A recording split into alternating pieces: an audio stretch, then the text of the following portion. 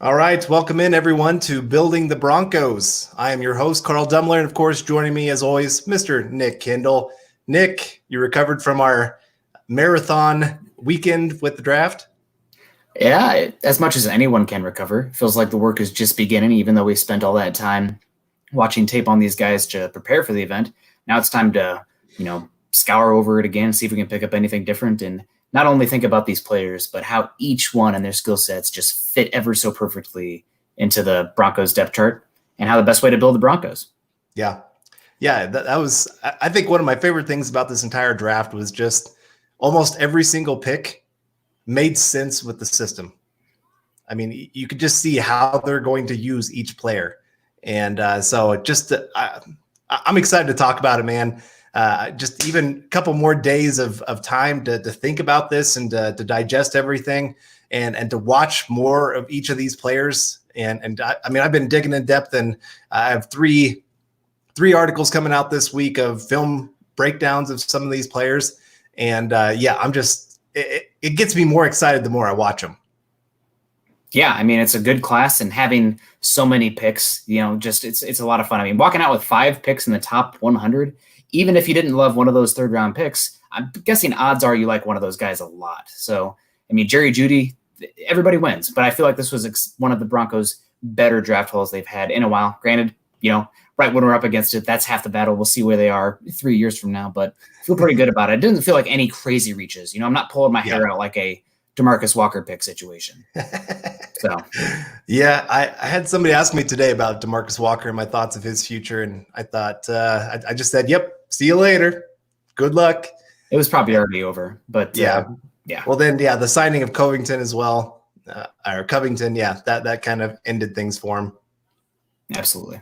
But all right, well, before we get too much into this, I just wanted to make sure everybody knows where you can find us. You can find me at Carl Dumler MHH and Nick at Nick Kendell MHH, and make sure you're following the podcast Twitter account at BTB Football Pod. Make sure you subscribe to our show wherever you listen to podcasts and leave us a rating. And of course, make sure you head on over to milehighhuddle.com of the Maven Coalition and Sports Illustrated. We're continuing to pump things out. 18 hours of being on screen doesn't slow us down one bit. So make sure you're heading over there.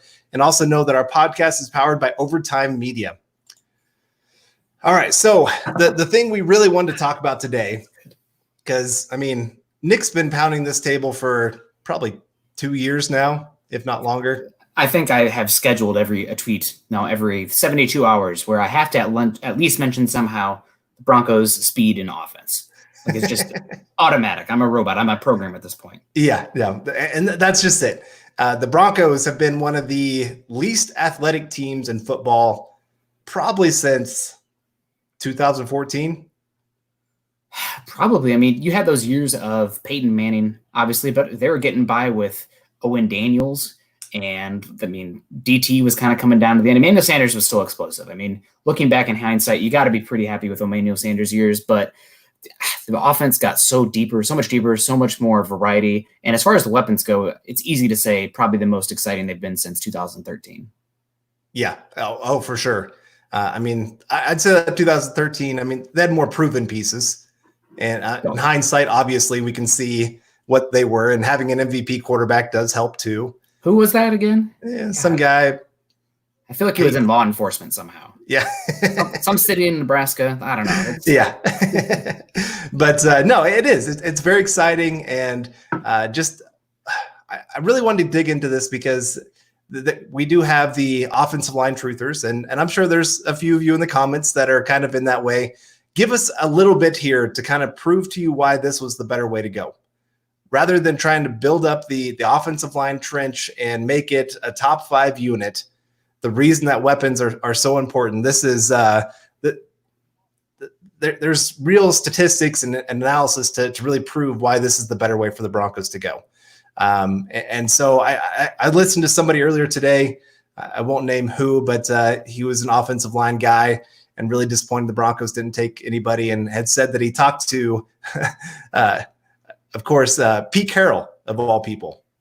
And Pete Carroll had said that he is trying to get the Seahawks back to the 90s offensive styles of really compacting everything together. And since everybody else is trying to spread them out, How about we be the one team that compacts together? Is that the team that took DK Metcalf, signed Philip Dorsett, has Tyler Lockett, all right there with a probably future Hall of Fame quarterback? Well, and they want to take the ball out of his hands? Right. Is that what I'm hearing? That's what you're hearing. And I guess, and I kind of look at it as I watched a few Seahawks games this last year, and there were a lot of times where they did try to run the football early in the game to zero success or minimal success. And then they would start falling behind, and it would kind of be kind of like Elway in the 80s. Go win us the game now. Like, we've dug the hole, save us. And Russell Wilson is good enough to save them most of the time. But is that a great model to follow? The Seahawks, who have been a terrible drafting team, talent-wise. I mean, again, if they didn't have Russell Wilson, there's people around the league that are talking about how John Schneider and Pete Carroll would be gone already. Yeah, you make a good point. I mean, the Seahawks, obviously, probably not the model to follow there. And most people agree that the Broncos killed it. I mean, you can't fix every single need in the draft in one cycle with all the needs the Broncos have. I mean, a lot of it's going to depend on how good Drew Lock is, and it's probably unfortunate because every single piece I'm going to write in regards to the offense is going to end, they'll go as far as Drew Lock can take them.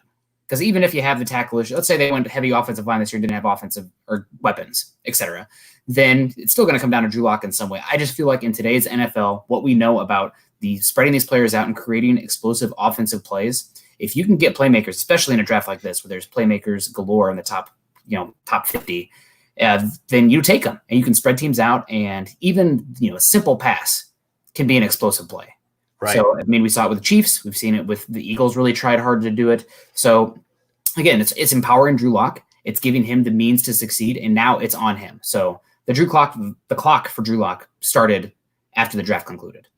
Right. It did. But again, when you empower him that way, when you show, hey, we believe in you, it's amazing what happens. My wife today texts me.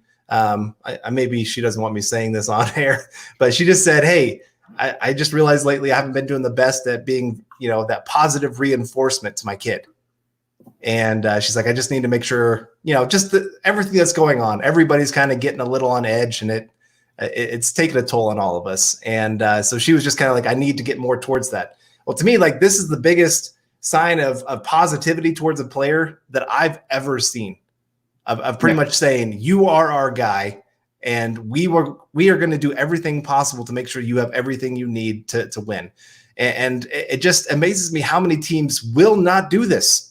They go and spend a high pick on a draft pick or on a quarterback, and then do nothing to empower them, do nothing to help them. Then wonder why they bust. Right, exactly. and so for the Broncos to come in here and just really say, this is our guy. We're going to have one of the most explosive offenses in football, some of the best mismatch players in all of football. It just is amazing to see.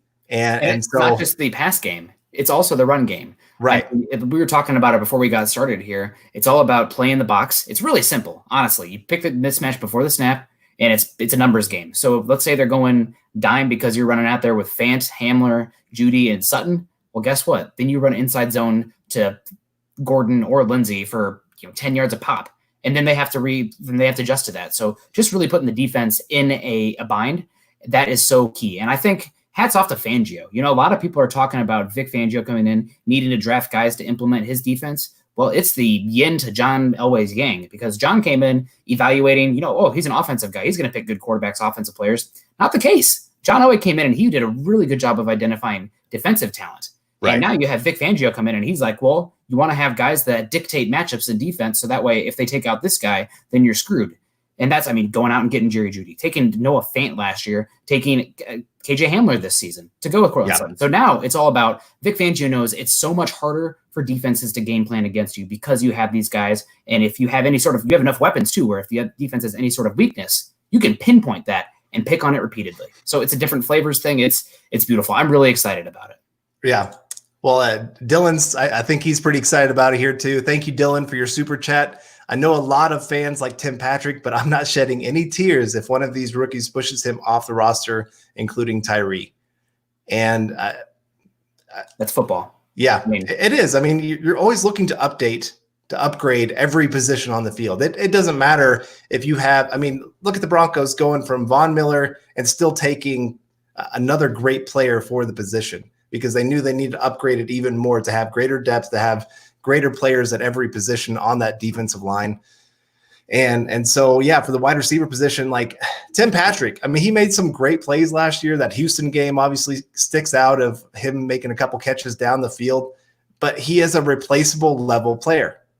And I know there's a lot of people that fall in love with some of those guys, the underdog that somehow outperforms his ability on the field. But for teams to really win, you need playmakers. Yep. I've seen too many. I mean, even look at Tom Brady last year. He did not have any playmakers, and he was getting frustrated on the field. And I think that's a little bit of why he wanted to leave New England, was just go to a team that actually gave him some weapons to play with. And I know early in his career, everybody kept talking about how this is the guy that makes everybody around him better. But it's still a matter of, in the NFL today, you still got to have somebody to do something. The offensive systems are just built on explosive plays being a part of it.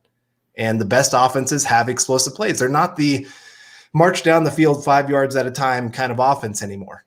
You can't stay consistent enough. There's too much speed on the defense to expect that that's not going to lead to some kind of disaster at some point. So you need guys that can go do something. And again, the Broncos just added that.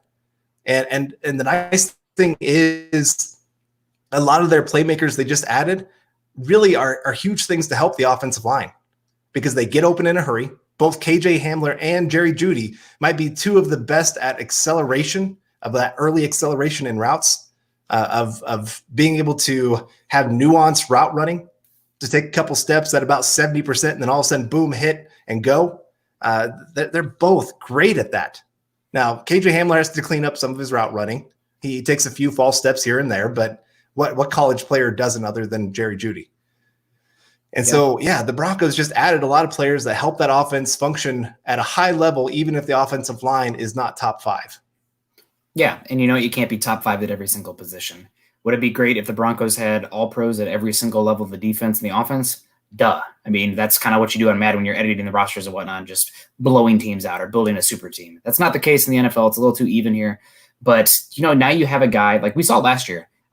God bless Cortland Sutton, because I would have been getting frustrated, just to play off that diva stuff. But teams were game planning to take him away. And Vic Fangio brought it up multiple times in multiple different press conferences after this draft, was that, guess what? Cortland Sutton now, he could be even better. Oh, there's only one ball to go around, but now he's going to have opportunities where when those balls are going to him, he can make plays. So I love it. I mean, the speed they offered, you have the obviously explosiveness of KJ Hamler, who honestly, watching him, I was surprised how good he was at tracking the ball deep and just chasing it down. I mean, really, he can go down there and find that ball pretty well. The hands are a little bit inconsistent.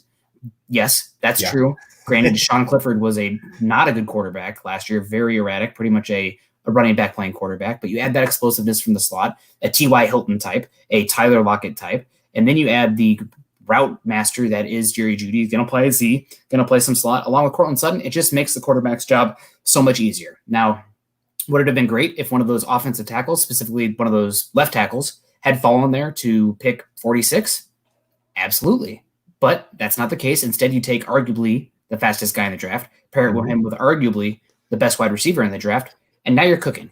You got speed. You got a variety of weapons. I feel like, I know that people aren't sleeping on him, but with all the wide receiver talk, don't forget about Noah Fant.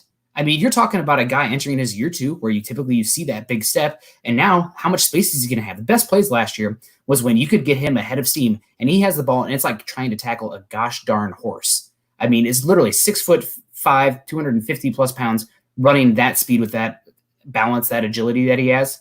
It's unbelievable. Then you have Hamler, Jeudy. So it's all about creating for the offense, creating big plays and trying to keep up with the Kansas City Chiefs. You're never going to hold them to 0 points, but you need to get it to that 27 plus point mark. And now they have the ability to do that on paper. Yeah. I mean, the Broncos have the chance to actually be the biggest jump in offensive production of any team in football with what they've done this offseason. And the idea that, I guess that here's the other thing. The Broncos have not ignored the offensive line.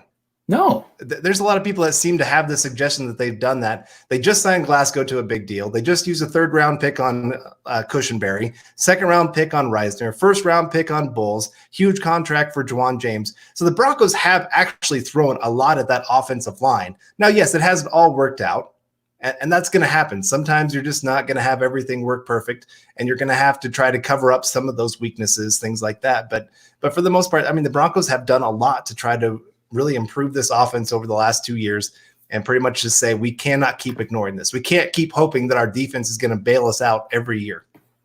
That's absolutely correct. So thank you guys for joining us today. Obviously, this is Building the Broncos. We were with you this weekend, Thursday, Friday, and Saturday, pretty much the entire time to talk the NFL draft. We're here again, and really appreciate you guys that have been with us from the beginning, and anybody who's a new listener here. So we should get some of these super chats here, Carl, if you can get to that. Oh, obviously, Stu McPeak, as Chad says, one of the MVPs of the podcast. All three really appreciate you. Thank you again for what we were saying there, and just how much work and really, I mean, we're talking out there. We would be doing it either way, but the fact that anybody is out there, talking with us, it makes it that much more special and important to us. So really appreciate you guys.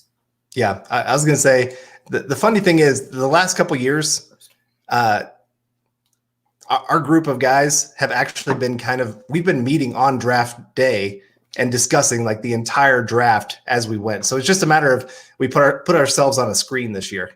And it's a little more pressure. Of staying a little bit more focused, can just walk away every chance he wanted. But I had to wear pants. I know that was weird. But no, we appreciate all you guys being there with us. It's just been a lot of fun, and it has been a little bit of a recovery trying to get back on track with everything after a few days of really focusing in. And my daughter is definitely happy to see me, and my wife too, I think most days. But to be answered Dylan's question about obviously he had the super chat coming in here. Thank you, Dylan. But about Tim Patrick with Tyree Cleveland. Again, not going to shed any tears, but Tyree Cleveland is going to come in for that mold, with Tyree Cleveland being where he is, potentially in a deep wide receiver class as well. Maybe you can sneak him onto that practice squad if he doesn't outright beat Tim Patrick. Same with Jawan James. Honestly, deep wide receiver class, oh man, if we cut him, we're not going to be able to put him on the practice squad. I think you're probably going to be able to put some of these guys on the back end on the practice squad. Yeah. So that's what I'm looking for. And if Tyree comes and beats Tim Patrick, God bless him. That's incredible because he's cheaper. He's under control for 4 more years. And as good as Tim Patrick is, he's not really a difference maker. He's not a guy that you're going to be that upset about because the contributions he's bringing on offense, at least what we've seen so far. So that's just how the NFL goes sometimes. And he's been injured quite a bit. Mm-hmm. So, I mean, how much can you really trust him if he would ever be asked to step in as a starter to actually stay healthy through that? I mean, there's a few players on the Broncos that you could probably have that same question about. But John Mortensen also coming in with the super chat. Appreciate it. Nice picture of a cat. We're both cat lovers. I lost my cat last week. My family was in a panic. Thankfully found dead. Oh, I thought you meant passed away. I'm like, oh my God, I didn't know that. No. We sorry. She ran away and came back. She decided to go on an adventure. And then my dogs escaped today. And we're hanging out with my neighbors in their backyard today. But so I know it's been kind of fun. I've got to go fix some fence here over the next couple of days once I finally get everything calmed down. And then Nad Ludlow coming in, like the positive talk at the top of the show. Well done. # Nick's Beer Fund. They've had a lot of fun with you granted, drinking. I understand I got to take a sip first, actually. Cheers. Anyway, I can't understand being upset coming out of the draft because the Broncos got so much better. They took advantage of one of the best wide receiver groups we've seen in years, and they had a need for more than one wide receiver. Now, were you going to get an offensive tackle that would have actually been better than Bowles at pick 46? I mean, some of the NFL media people, whatnot, we were bamboozled. Josh Jones, he's going to be the 5th tackle off the board, not taken until the 3rd round. Ezra Cleveland fallen. If Cleveland trades back, he's going to be maybe taken at 15 or 20. Not taken until the end of the 2nd round. So I think there really was a differentiated tier for those offensive tackles this year. And once you missed out on those ones in that 1st round, it was over. So I think maybe John, any of those wide receivers, but he still wanted to get faster. Jerry Jeudy's fast, but now you have 2 fast guys along with Sutton and Fant. So it's really just building on a strength, amplifying it. And also it's like doubling down. You needed wide receiver help. Well, gosh darn, here's 2 of the better ones in the class. So now one of them's going to hit. Both of them, I think, are going to hit, honestly. But one of them is going to hit. Why wouldn't you take advantage of the biggest strength of the draft? I mean, when they're talking about this being, exactly. It makes complete sense. And I mean, most people were talking about taking at least 2 in the top 3 rounds. Well, the Broncos it's just a matter of how you look at it. There's a lot of people that wanted Lloyd Cushenberry at 46. let's say they took Cushenberry at 46 and then KJ Hamler in the third round. Would people be complaining as much, or they'd be like, oh my gosh, they just blew this out of the water? Yeah. So it's just a matter of, I know a lot of people had different rankings on how the media was supposed to be doing it, but NFL teams have different rankings a lot of times. There's some players that are the same, obviously, but after you get past the first round, most of the time their rankings dramatically are different on a lot of players. And so, yeah, here, talking about KJ Hamler, Max Power coming in with a super chat. Hi, guys. Who are your comps for KJ Hamler? Am I crazy to see a bit of a manual in him? I mean, he's going out there and making big explosive plays down the field with a little smaller guy who's, I think his hands aren't great, but it's not because he can't extend. There are some plays out there where he's extending to making some plays despite the small catch radius. Bigger hands, not the weakest guy. So I can see some of that. But the guys that I compare him to, again, some people are comparing him to Tavon Austin or Isaiah McKenzie. I think he's more explosive than that. I think he's got different gears. Where he can kind of, if the ball's a little deep from him, he can kick it into an extra gear. And that's something, honestly, I didn't see as much with Ruggs. I felt like Ruggs was just 0 to 100 instantly, where Hamler, I think, can do a little bit more of a nuance. There was that play against Iowa in the flat where he made like 5 guys miss and then run for 10 yards. One of the most crazy plays I've seen in person. But I really think that it makes a lot of sense. And maybe, again, T.Y. Hilton, Tyler Lockett, 2 of those smaller guys, slot, maybe a little bit of Z, making explosive plays, either slot fade, slant, down the field. You have a guy that you have to account for. Fangio talking about the safeties again. It's going to screw so many defenses and put them in a bind. And that's what it's about. It makes it easier for everybody. Right. And you said it earlier, just like you said, that nuanced route running, that shows an advancement beyond a lot of those guys when they were coming out of that Tavon Austin, where he was athletically gifted, but he was out of control a lot of the time when he was in college. And then when he came to the NFL, there was just such a huge adjustment where it wasn't just, I'm going to out athlete everyone. And so, like I said, I'm writing a film piece on KJ Hamler right now. And one of the routes I highlight is this one where it is that slot fade where he does that inside step and he's going off the route or off the line of scrimmage. He's going about maybe 70% running at the defender. And then he takes one step inside, gets him to turn that hip just a little bit, and then boom. And then he hits that accelerator, and the camera couldn't even keep up with him. There's a phrase for that. If he's even, he's leaving. Yeah. If he gets even with that safety, he's gone. Right. And just because of that threat, again, it's not to the same extent where Henry Ruggs, because Henry Ruggs has more boundary ability. Bigger size can do that. Mm-hmm. But the fact that you can get that with Jerry Jeudy is unbelievable. When the KJ Hamler pick first happened, you could probably see it online if you went back. It took me a second to process it because I was not expecting that. Right. Going back to all their comments, and with hindsight, it's like, well, this is exactly what they've been saying to do. This is exactly what we've been saying to do for 2 years, and now they're doing it. It's just, you can't be upset about it. Now, granted, is offensive tackle still a worry? I'm not going to sit here and tell you that offensive tackle isn't a concern, and it's not just because of Bowles, because of Juwan James. It's because of Elijah Wilkinson. It's the unit of it. Are the concerns on the defense? Do you have the most athletic coverage linebacker?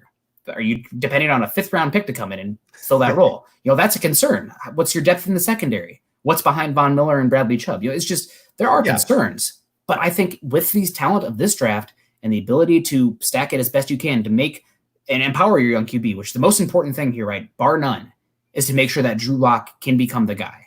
Right. And it's to empower him. And the best way to do that in this draft was with the weapons. So I think he nailed it as far as the conceptuality goes. And I want to shift gear. I actually did some super chats. You find some, but I want to shift gears here real quick too. One thing I also love about the offensive line or the offense empowerment here is that in college, I felt like Drew Lock's biggest issue wasn't the edge rush. He could get away from the edge rush, escape from the side, create a little bit that way. But when it was the interior pass rush that was very leaky at Missouri would become an issue, his footwork would get erratic, his process would get sped up, and his accuracy and decision-making would dip. But now you have Cushenberry. You have Dalton Reisner back. You have Graham Glasgow. You used a pick on a very high potential guard in Moody. Drew Lock is going to have the middle of the pocket. Now, sometimes is the edge going to have an issue? Yes, it's going to happen. Sometimes it's going to happen in the middle too. But I think because of that, he can keep his pocket clean. He can step up, make some plays because of the athleticism, spread guys out, and just go out there and be a playmaker. He's not a point guard. He's a playmaker. So I think it makes so much sense. And I'm over the moon. It worked out. It went about as good as it possibly could have gone. Yeah. All right. Well, John Mortensen coming in with another super chat here. I understand everybody we got, but why an undrafted free agent running back? Few things here. One, you need extra guys just for the offseason. You're not going to have all of these guys obviously making the final 53-man roster. Absolutely. And also, I mean, Freeman, he's not that great. I know there's some people that love him, but so far he's been a jag and just another guy. And he's very replaceable. So getting another guy that's explosive, that can help in the run game, pass game, whatever, it makes a lot of sense. So I don't think this is a bad decision for them to bring in another guy. They're going to need probably 5-6 guys at the running back position to start the season. I mean, well, not the regular season, preseason. If we have a preseason, we'll see about that. Gosh, I hope so. Yeah. How could you go with the first time we've had a young, exciting quarterback and all these weapons and then have nothing? I know. Fates do not do that to us. We need it. Yeah. We need it. Right. And then Terry Randall coming in here with the super chat. Hashtag state of being, hashtag Nick's beer fun. Thank you very much, Terry. Appreciate seeing you all through the weekend at the draft. And Nick's liver doesn't appreciate you, but I do. Yeah. You know, it was only 17 hours, right? We cheated the last day. We did coffee. Yeah, we did a lot of coffee. Needed it. Yeah. But what do you think about that point on the interior offensive line in regards to empowering that? I mean, obviously, tackle's a very valuable position. There are good edge rushers in the division, and it's something that Garrett Bowles, Juwan James, Elijah Wilkinson, you don't feel great about it. On paper, that's the Broncos' weakest starting unit. They're probably one of a number of teams that have offensive tackle questions. But when you have weapons on the outside that can dictate coverage, when you have a good pass blocking running back in Melvin Gordon and the Mike Munchak. I mean, we haven't even mentioned Mike Munchak yet. It feels like, you know what? Is that an area that the Broncos should look to improve in the future? Absolutely. Last year at this time, I was screaming wide receiver. Probably this year going into it, I'm probably going to be screaming from a conceptual standpoint, overall standpoint, offensive tackle. But the Broncos got better, and I feel like they played the draft game about as good as they could. So hats off and trusting the scouts. Maybe keeping the scouts back from the combine, and we can get, drink up here. They're not there. And Indy was better for the overall process. Right. No, I'm with you. You're right. Most quarterbacks, the place that they struggle the most with is interior pressure. And especially when you're talking about some of the teams the Broncos are going to be playing, Chris Jones, you got to stop that guy. I mean, he absolutely destroyed the Broncos this year in the games that they played. And I know Reisner was hurt, so that didn't help. He was also a rookie. But now when you've got that group really solidified, you're right. He has a pocket to step into. And so even there, it makes it where the offensive tackles, you tell them, get beat to the outside. If you're going to get beat to the outside, so then Drew Lock can step up. And he did last year. I think this is one of the biggest differences that he showed compared to Flacco, compared to what's his name? Brandon Allen. Yeah, Brandon Allen. You had it right. Yeah. But those two guys, you saw them when they felt pressure, they just faded back. Drew Lock, he felt pressure, he stepped up. And so it led to a couple times of him getting hit, but he also was able to make some great throws because he was willing to step into the pressure sometimes and trust that his tackles were going to swing guys to the outside. And so, again, that's something just the great quarterbacks do it. I'm not calling Drew Lock a great quarterback. I'm saying this is one trait that he's showing that you see in a lot of other great quarterbacks. He's got a lot of other traits he's still got to work on, but that is one that I was really impressed with last year is his ability to step up. Point guard versus playmaker. Right. Point guard needs the piston to be clean. Go ahead. Yeah, Terry Randall coming in again. Appreciate it.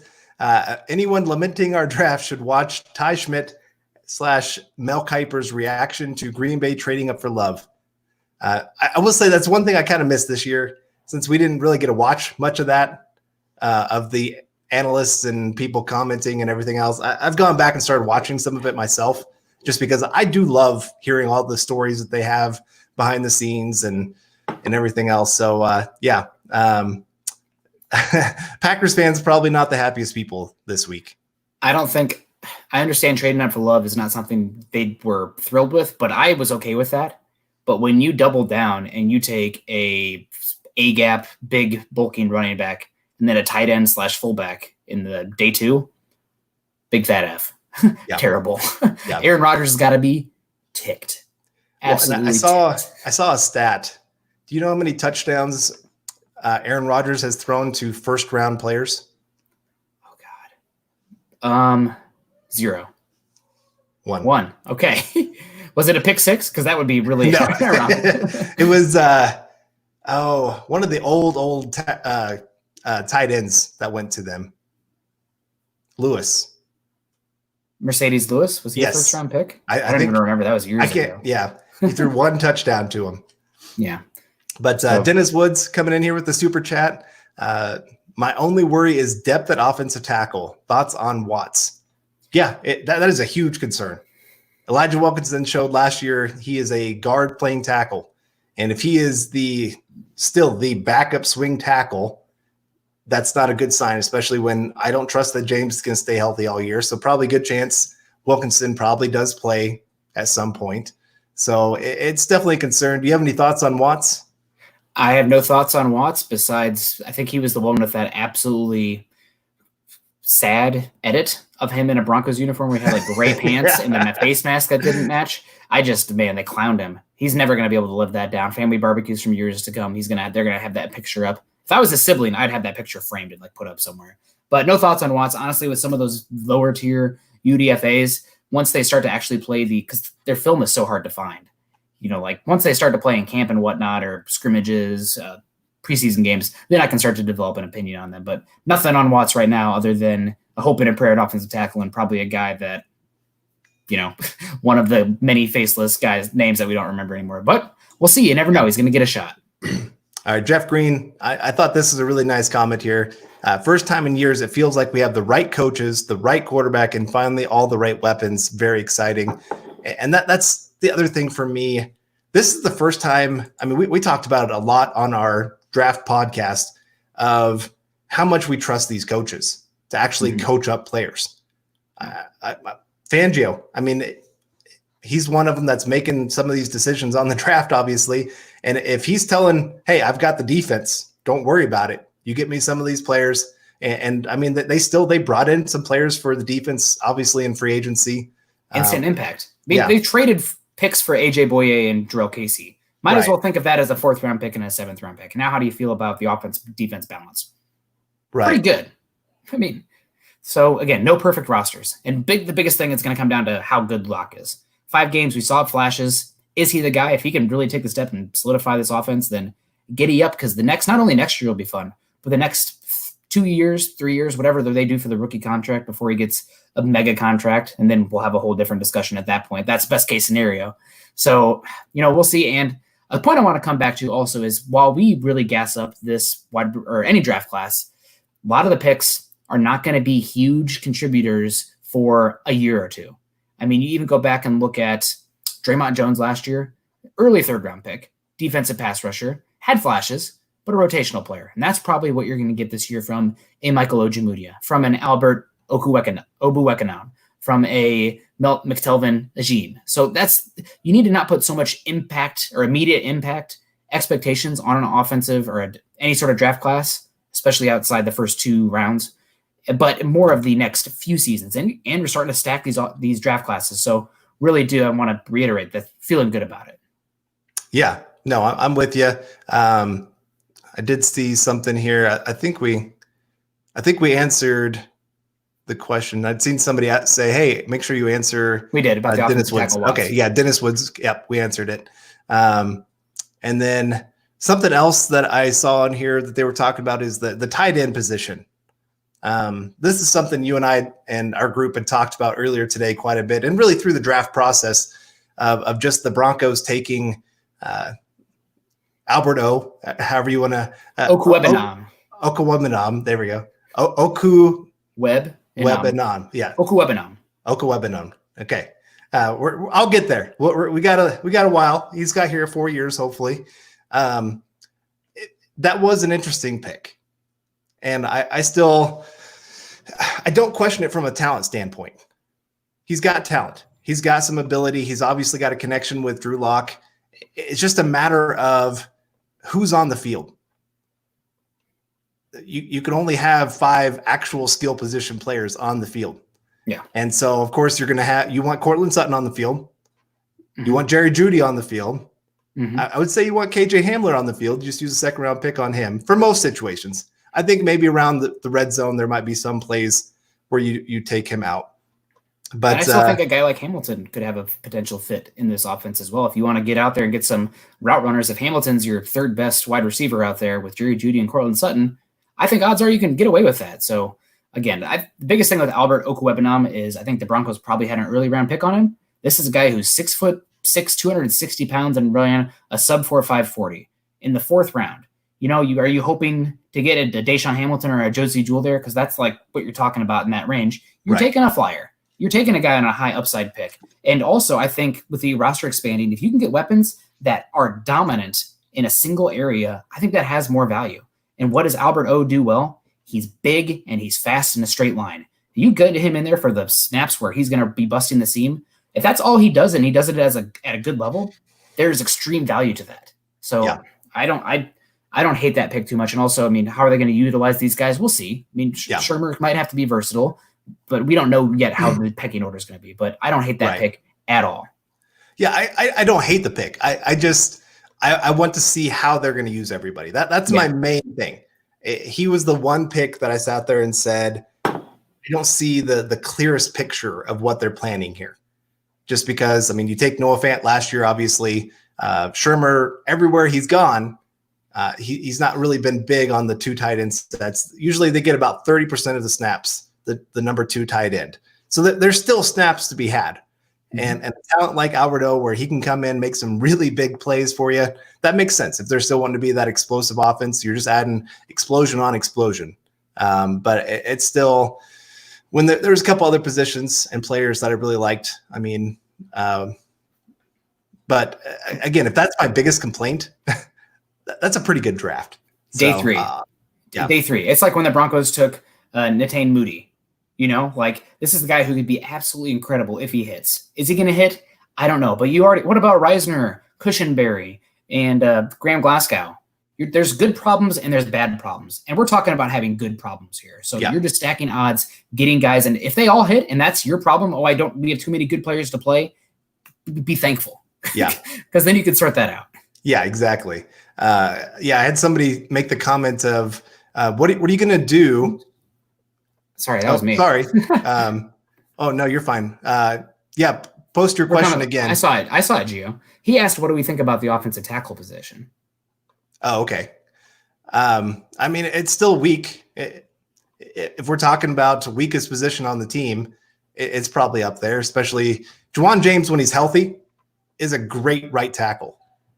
I put him top 10 right tackles in football, but it's just a matter of we don't know if he's going to be healthy. Garrett Bowles, the big question is he the same guy from the last 5 games, or is he the same guy that is all over the place? We never know exactly what we're getting kind of guy.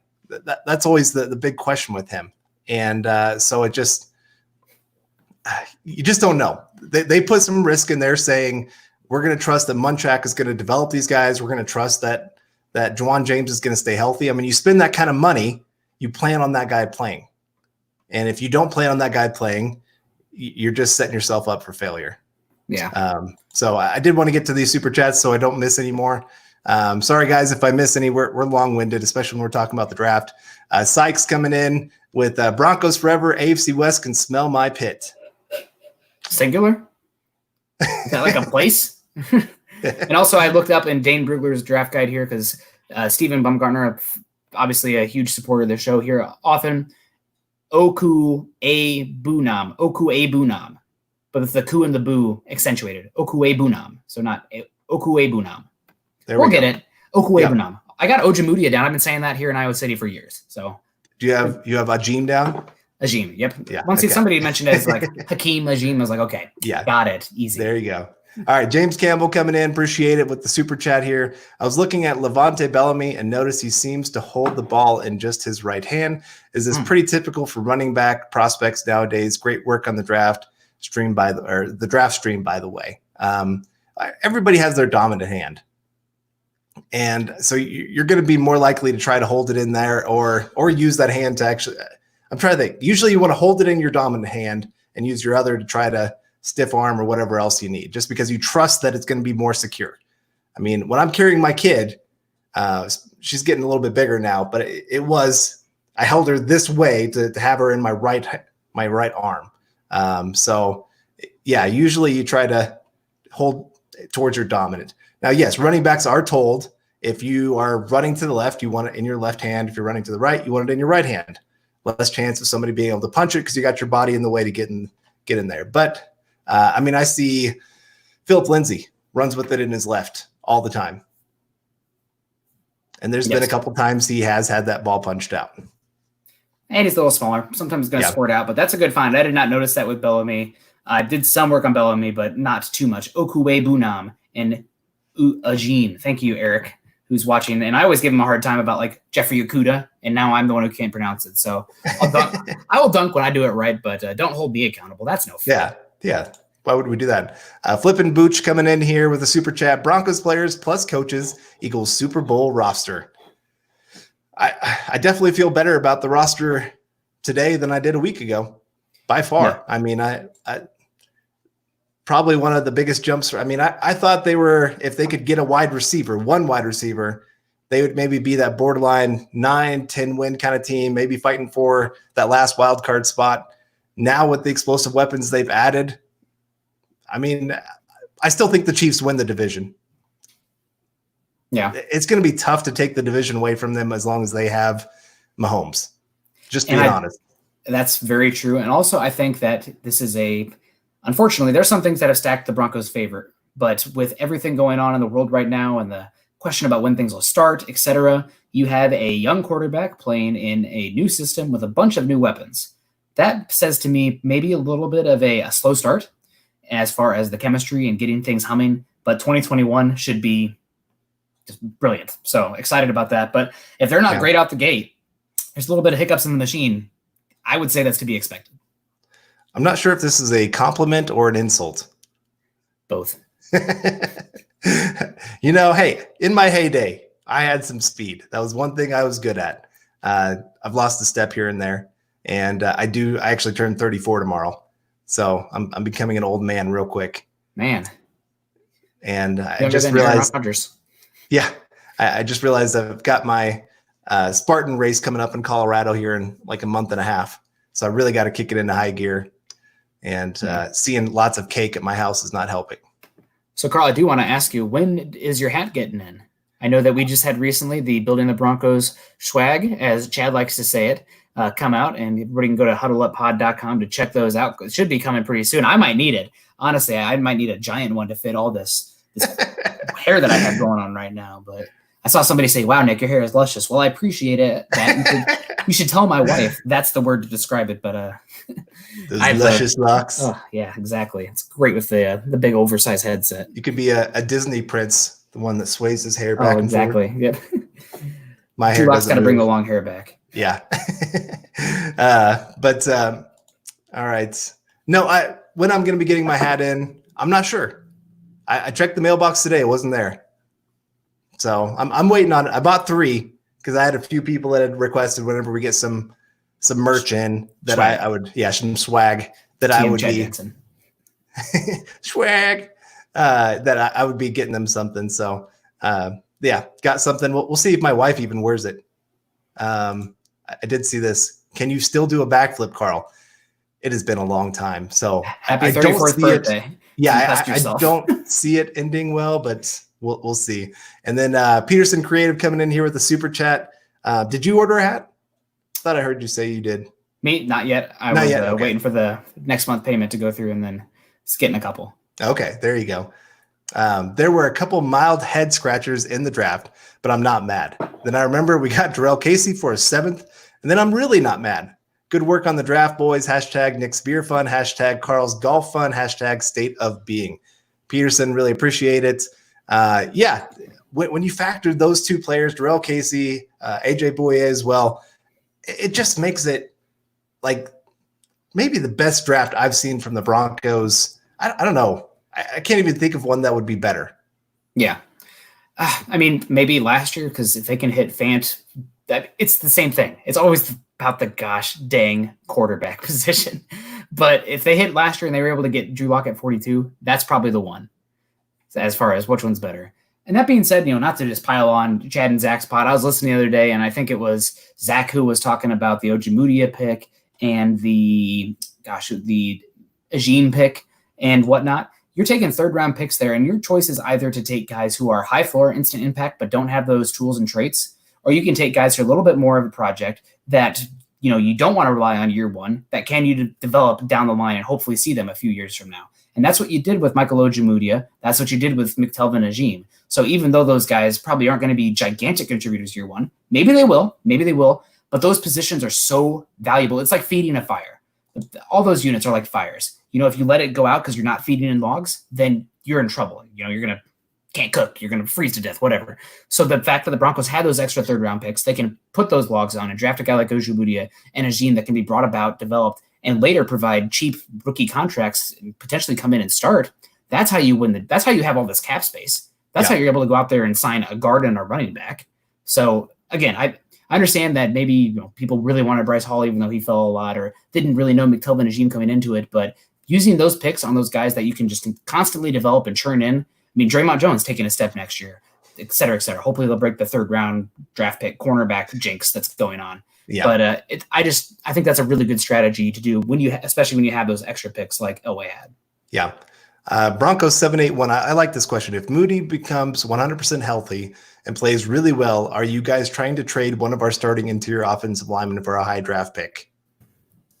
Well, by the time that happens, maybe you could get out of Graham Glasgow's contract. Let me look that up.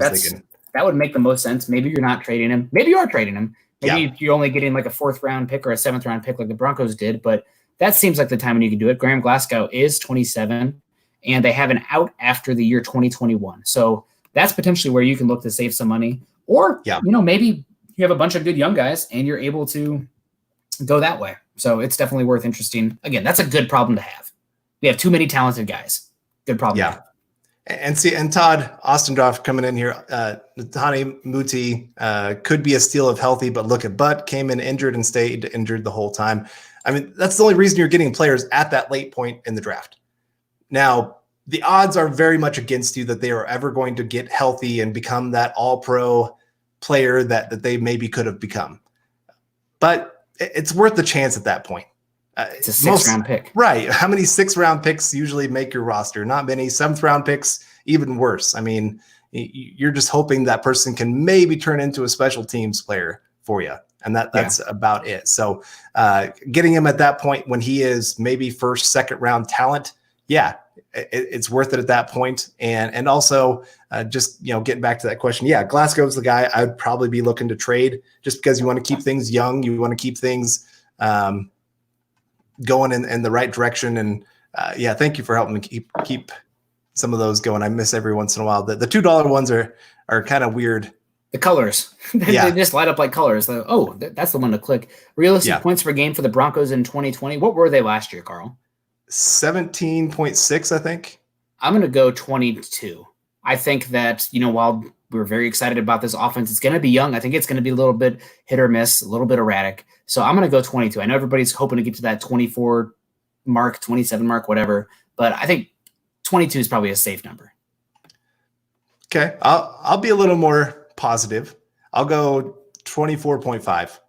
Okay. I think the combination of Judy and Hamler and Albert O, I think that's worth at least 7 points. And we get a full season of Drew Lock. Right. That's the other thing is him having more weapons. And on top of that, I mean, Noah Fant's going to be better his 2nd year, you hope. Yeah.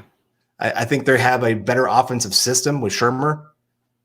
I think all those factors coming into this and just a greater interior offensive line on top of it. I mean, there's just so many things that have been added to this offense that were not there last year. A majority of the league is 21 to 24 points a game. So if they can get in that range where they can at least be average on offense, considering the youth of the offense and the direction they're going, I would be okay with that. Obviously, are they going to get to Baltimore or Kansas City scoring 30 points a game? Probably not, unless Drew Lock becomes a freaking monster. But if they can get above 21, 22, that means things are going in the right direction. Yeah. So, and also, go ahead. I saw one there. Happy birthday, Carl. Everyone, we got to get out of here pretty soon. So make sure you drop that happy birthday to Carl. And also follow him on Twitter and wish him a happy birthday tomorrow as well. Carl Dumler, MHH, the man, the myth, the legend, Carl Dumler, 34 years young. Thank you. I know. I'm going to spend my day working and doing film articles. So that's not really. Hey, what better? I was going to say, what better way to spend your birthday? So I'll take it. Jeff Green, this is something I wanted to talk about too today. Just maybe a few of those places that the Broncos could be looking for some more free agent help. Ojemudia needs to be a big contributor year one, or we better be signing a cornerback. Go ahead. Oh, I was just going to say, it is the position that has probably the most question marks still remaining. Besides tackle. Maybe, these are tackle and cornerback because Boye is coming off a bad year. Callahan didn't even play last year.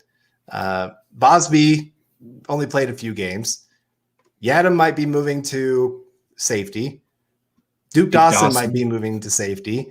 He is a safety. He was. Right. I mean, so Devontae Harris, Elijah Holder, saying Bassie. So there's.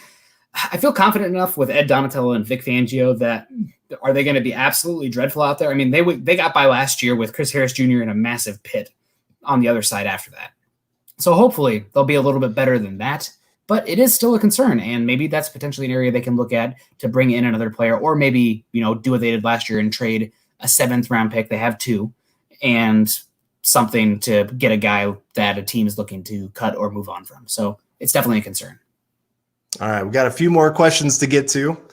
Red John coming in here with the super chat. Appreciate it. How often is it that a GM builds around their quarterback like Elway has for Locke? Seems like he has everything set up to be great. I mean, empower him. Yeah, there's no doubt. The clock has started on Drew Lock, and maybe the offensive tackle excuse, maybe there's due to the weirdness and not getting things together excuse, but the clock started on Lock right now, so there's no excuse. Sink or swim.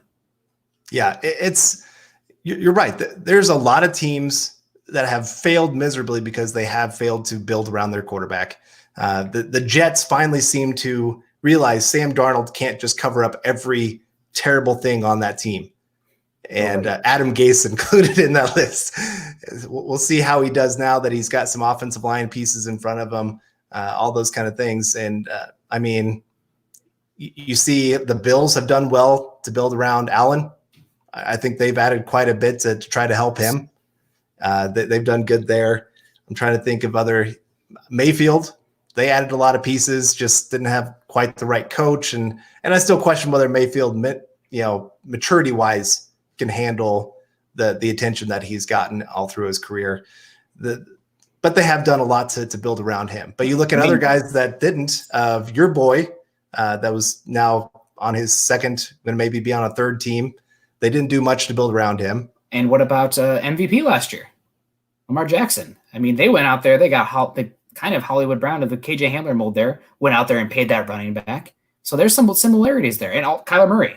Go out there and get DeAndre Hopkins. Still use resources to bring in weapons around him. So, again, good job, Elway, and having some self-awareness there that what they were doing there compared to what they were seeing in Kansas City and why Kansas City was working was not enough to get it done, and they needed to help him. Otherwise, he was going to fail. And they need him to not fail. Right. And kind of Charlie Beagle coming in here opposite of Aaron Rodgers.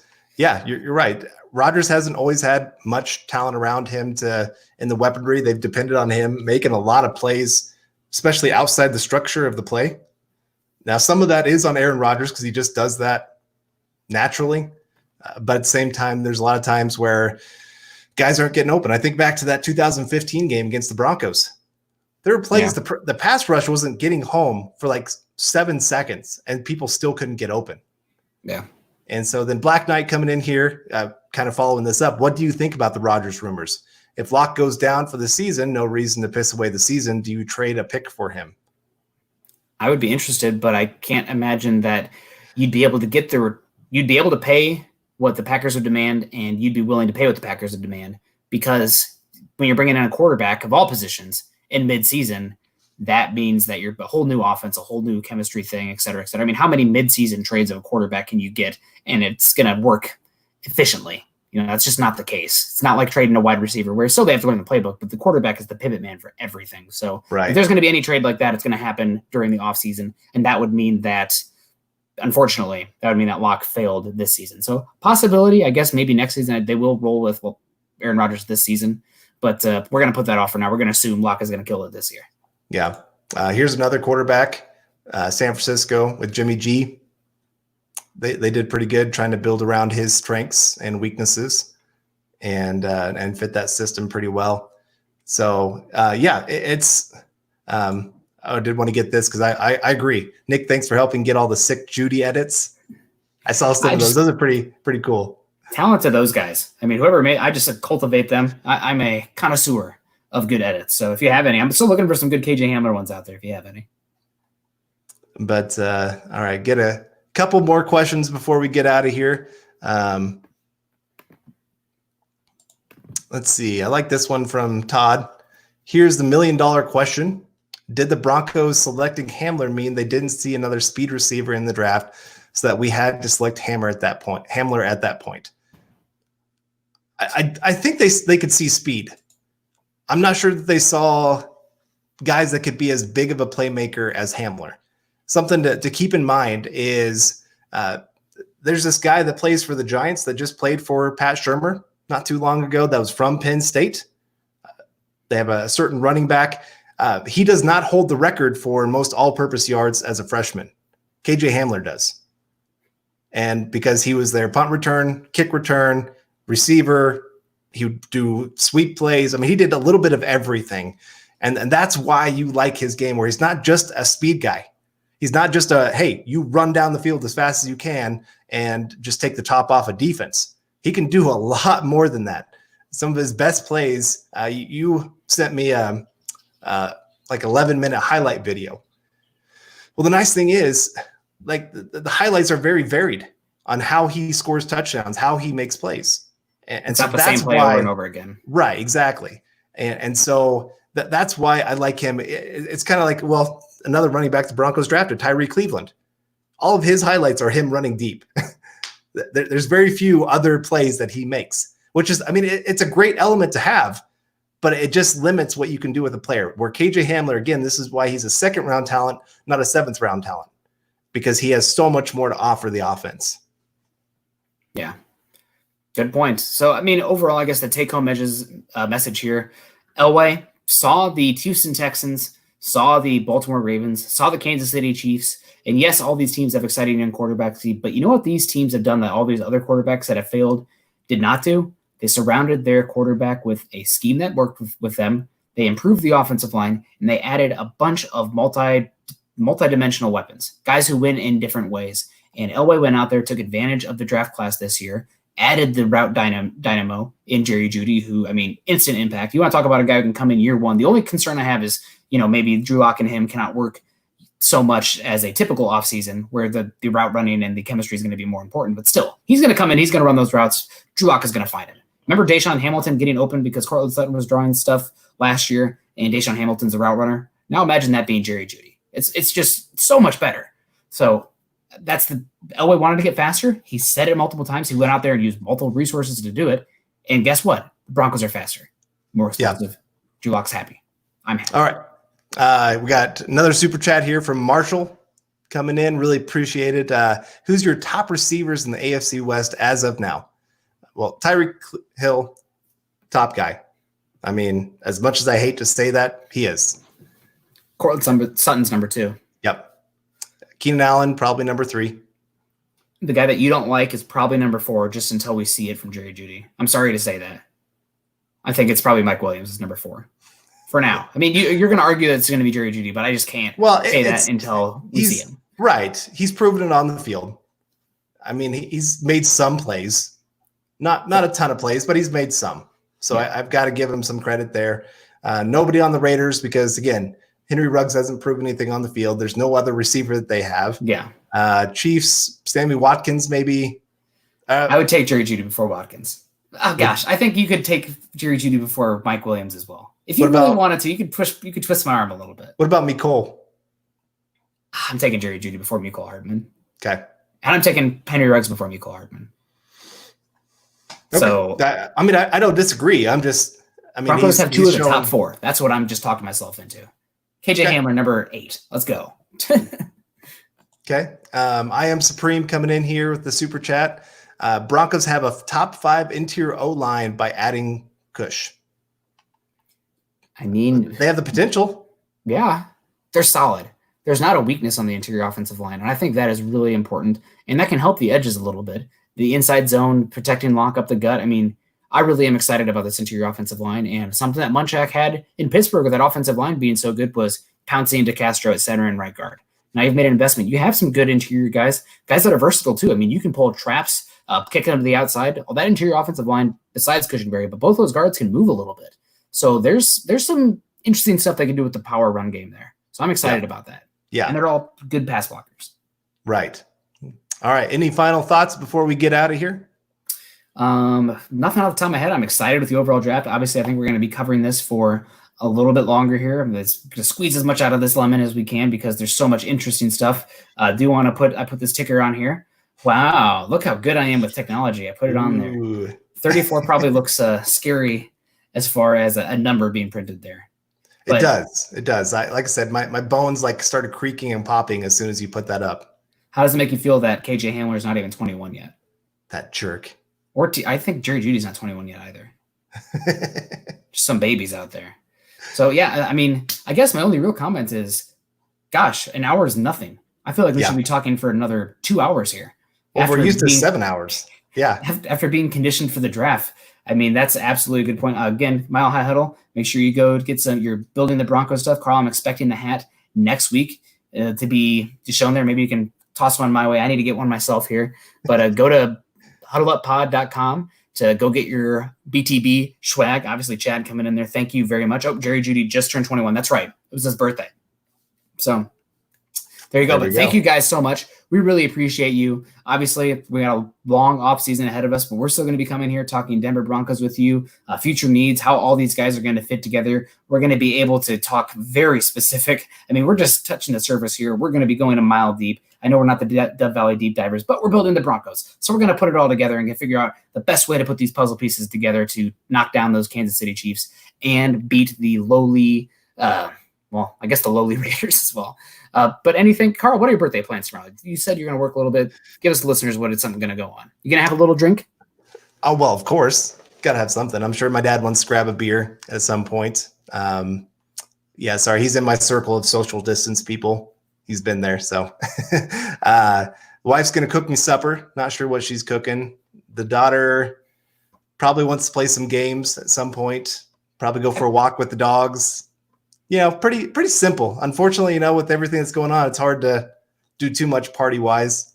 But otherwise just kind of relax a little bit, watch some football, get excited about our picks here. I saw a question earlier about who do you double on this offense?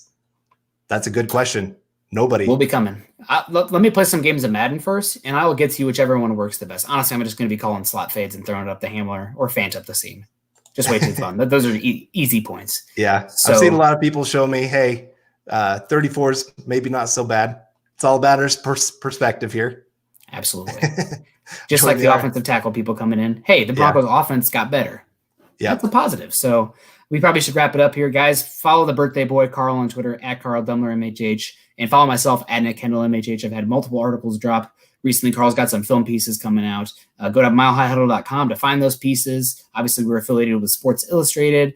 Go to iTunes and leave us a rating and a comment, as those mean the world to us. I still go and check those probably once a week just to see if anything new's there. And if there's any criticisms as well, I take those to heart. You can follow the Building the Broncos podcast and all our other great audio content by subscribing to the Huddle Up podcast, wherever you listen to your shows. Follow us on Twitter, at Mile High Huddle and at BTB Football Pod. For Carl, I'm Nick, wrapping up our first post-2020 draft edition of the Building the Broncos podcast. Obviously, we're still going to be talking about it going forward for a little bit and start turning our focus here to the 2021 season, which stands to be one of the most exciting ones since the Broncos won the Super Bowl. So excited to be here for you guys and, carry that flag with you guys towards the season. We hope you guys enjoyed it. We'll see you soon. Go Broncos.